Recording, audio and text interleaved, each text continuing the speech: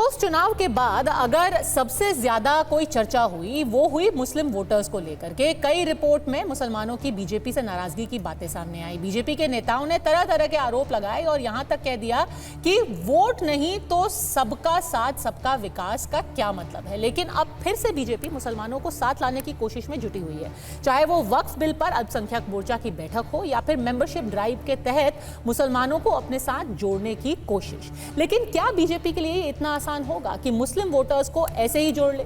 BJP आखिर मुसलमानों के बीच अपनी विश्वसनीयता कैसे बढ़ाएगी जब एक तरफ मुसलमानों को रिझाने की कोशिश हो रही है तो वहीं इनके कुछ मुख्यमंत्री हिंदू मुसलमान की भाषा इस्तेमाल कर रहे हैं। अयोध्या में एक किसान बेटी के साथ जो कुछ घटना घटित हुई समाजवादी पार्टी के पदाधिकारी के द्वारा, कन्नौज में जो कुछ हुआ, ये सब घटनाएं ये बताती हैं कि कांग्रेस हो या समाजवादी पार्टी, इनके अंदर बहनों और भाइयों, इनके अंदर लगता है जिन्ना की आत्मा घुस गई है। এটা ডাঙৰ কথা ৰফিকুল সাহেবে কলে আৰু দেৱব্ৰত শইকীয়াই কলে যে লোৱাৰ আসামৰ পৰা মানুহ আপাৰ আসামত যাবই। হাৰি কিয় যাব কওকচোন? আপোনালোকে গোটেই অসমখন লবই লবই, আমিও লব নিদিও। হৈ গল, আমিও লব নিদিও। আপোনালোকে আজি হাউচত কলে যে আমি লমে আৰু মই কৈছো আপোনালোকক আমি লব নিদিও। सुप्रिया श्रीनाथ हमारे साथ बनी हुई हैं, अवधेश जी भी हमारे साथ हैं, राजकुमार भाटी समाजवादी पार्टी से हमारे साथ जुड़ गए हैं। पहला सवाल आपसे शाजिया इल्मी, जिन्ना भी याद आ रहे हैं, सबका साथ भी याद आ रहा है, दोनों साथ में कैसे चलेंगे? एक तरफ आप कह रहे हैं कि जिन्ना की आत्मा घुस गई है कांग्रेस में, दूसरी तरफ कह रहे हैं मुसलमानों आओ हमारे साथ जुड़ जाओ। तो देखिए, जिन्ना जी का ना तो वो प्रैक्टिसिंग मुसलमान थे और ना ही उन्होंने मुसलमानों के लिए ऐसा कुछ भला किया। तो मैं तो इन दोनों स्टेटमेंट्स में कोई ऐसा ख़ास विरोधाभास नहीं देखती हूँ। और जहाँ तक बात है सबका साथ और सबका विकास की, तो दुनिया जानती है कि किस तरह से मुसलमान सबसे बड़े लाभार्थी बने हैं। अगर उनकी पॉपुलेशन को आप देखेंगे जो कि 14 से 16% तक मानी जाती है, और आप देखेंगे जो लाभार्थी रहे हैं आवास योजना के, उज्ज्वला योजना के, मुद्रा योजना के, स्कॉलरशिप्स के, तो आप देखेंगे कि करीब 22 से लेकर 28% तक, ख़ासतौर से जो टॉयलेट्स की योजना है इज्जत घरों की, उसमें मुसलमान लाभार्थी हैं। तो जहाँ तक बात है किसी भी सरकारी स्कीम के इम्प्लीमेंटेशन की, कोई भी भेदभाव नहीं है। अब जिन्ना की बात है तो जिन्ना ने तो एक मुस्लिम थियोक्रेटिक इस्लामिक स्टेट का तस्वुर किया और सेपरेट इलेक्टोरेट की उससे पहले बात की। वो क्या थे सब जानते हैं, और क्या उन्होंने बनाया ये भी सब जानते हैं। यहाँ तो मोदी जी ने लगातार कहा है कि हमारे देश के मुसलमान के एक हाथ में कुरान शरीफ हो और दूसरे हाथ में कंप्यूटर हो। तो मुझे किसी भी तरह का इसमें कुछ प्रॉब्लम या विरोधाभास नजर नहीं आ रहा है। राजकुमार भाटी तरह से हमारी सरकार ने, हाँ राजकुमार भाटी जी, कोई विरोधाभास नहीं है, उल्टा इनको मुसलमान विरोधी बताया जाता है। मेंबरशिप ड्राइव कर रही है भारतीय जनता पार्टी, कह रही है हमारे साथ जुड़ जाइए, आप हाथ बढ़ा रही है मुसलमानों की तरफ। नहीं, मैं तो कम से कम इस बात का स्वागत करूंगा। इस देश की बहुत बड़ी समस्या हल हो जाएगी अगर भारतीय जनता पार्टी कुछ वर्गों से, कुछ धर्म के लोगों से और कुछ जाति के लोगों से अपनी नफरत करनी बंद कर दे। उन लोगों के प्रति जो ये लगातार अपमानजनक बातें करते हैं, उन लोगों के खिलाफ जो कार्रवाइयाँ करते हैं, अगर उसे बंद कर दे भारतीय जनता पार्टी, और इस जो ये फर्जी बोलते हैं अपने मुँह से कि सबका साथ सबका विश्वास, अगर इसमें मन से विश्वास करने लगें तो इस देश की बहुत सी समस्याएं ख़त्म हो जाएंगी। देश में जो आपसी तनाव है, आपसी जो वैमनस्य है, आपसी जो घृणा है, जो हिंसा होती है, वो काफ़ी हद तक कंट्रोल हो जाएगी। तो कम से कम मैं तो इसका मैं अपनी ओर से भी और अपनी पार्टी की ओर से भी स्वागत करता हूं अगर भारतीय जनता पार्टी मुसलमान के प्रति अपना रवैया बदल ले। लेकिन अभी ज़्यादा दिन नहीं हुए हैं जब देश के प्रधानमंत्री और इनके सबसे बड़े नेता खुलेआम चुनाव की रैलियों में लोगों को डराते फिर रहे थे कि अगर ये आ गए तो तुम्हारी भैंसें छीन ले जाएंगे, तुम्हारे मंगलसूत्र छीन ले जाएंगे, तुम्हारे घरों को छीन लेंगे, तुम्हारे घरों में घुस जाएंगे।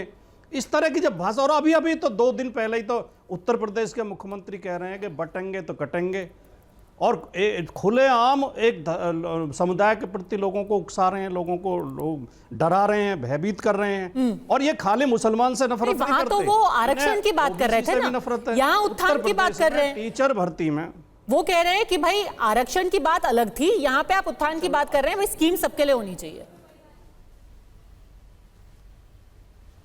नहीं तो मैं इसे तो समझना पड़ेगा नहीं कि ये मतलब एक जगह एक बात करते हैं, दूसरी जगह दूसरी बात करते हैं। अभी उत्तर प्रदेश की शिक्षक भर्ती में हाईकोर्ट का आदेश आया है कि इन्होंने, योगी जी की सरकार ने ओबीसी के साथ बेईमानी की है, उनकी सीटें लूटी हैं, उन्हें भर्ती होने से रोका है। जो सरकार इस तरह का भेदभाव करती हो, योगी आदित्यनाथ जी विधानसभा में क्या बोले थे? ठीक है, ये जो 16 लोग गिरफ्तार हुए थे लखनऊ में छेड़छाड़ के मामले में, और केवल उन 2 लोगों का नाम लिया, एक यादव एक मुसलमान, जबकि वो घटना में सम्मिलित भी नहीं थे। तो इस तरह की नीयत जिस नेता की हो, उनसे क्या हम उम्मीद कर सकते हैं? ठीक है, नियत और बोली में बहुत फर्क है। इससे पहले कि साजिया इल्मी जवाब दें, सुप्रिया श्रीनेत, क्या बोली बदली है, धर्मनिरपेक्षता है?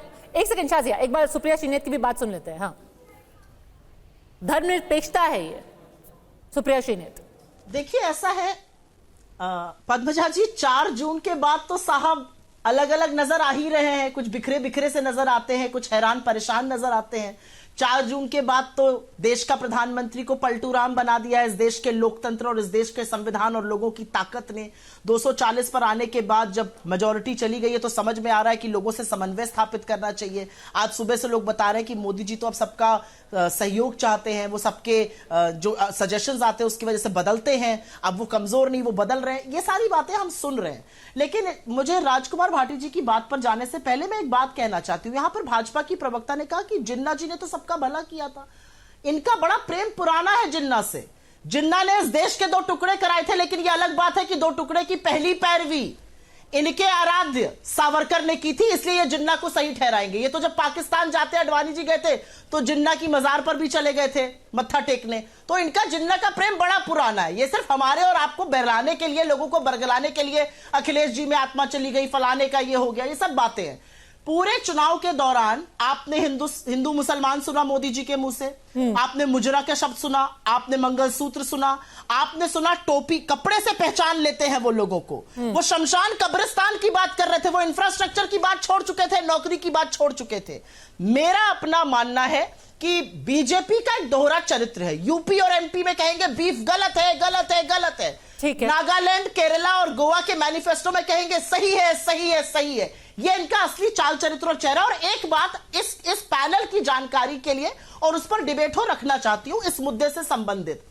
मध्य प्रदेश में सियोनी में भारतीय जनता युवा मोर्चा का एक लफंगा लड़का है जिसका नाम है मयूर दुबे। वो पुलिस स्टेशन पहुंचता है, पुलिस के साथ हाथापाई करता है, उनको धमकाता है और कहता है कि एक मुस्लिम व्यक्ति जो आपके लॉकअप में है उसको मेरे हवाले करिए। पुलिस कांस्टेबल आदिवासी था, उसने मना कर दिया। उसने कहा तुम जानते नहीं हो मैं तुम्हारे साथ क्या करूंगा। कुछ ही घंटों में पुलिस अधिकारी लाइन हाजिर हो जाता है और ये भाई साहब जो है ये अपने पद पर बैठे हुए हैं। बुलडोजर चलेगा तो धर्म देखकर चलेगा, ये इनकी असलियत है। ये सबका साथ सबका विकास की बात करते हैं। इनकी सांसद कहती हैं किसान हत्यारे और बलात्कारी हैं। ये सबका साथ सबका विकास की बात करते हैं। इनकी सांसद कहती है किसी कीमत पर जातिगत जनगणना नहीं होनी चाहिए। जातिगत जनगणना पे नहीं जाते हैं। ये दोहरी मापदंड के लोग हैं। ओके, दोहरे चरित्र की राजनीति, वो बात है क्योंकि ये दोहरी मापदंड रखते, एक से कहलवाते। अच्छा मैं जवाब दे दूं, मैं एक एक करके जवाब देना चाहूंगी। ये दोहरे मापदंड का कौन है?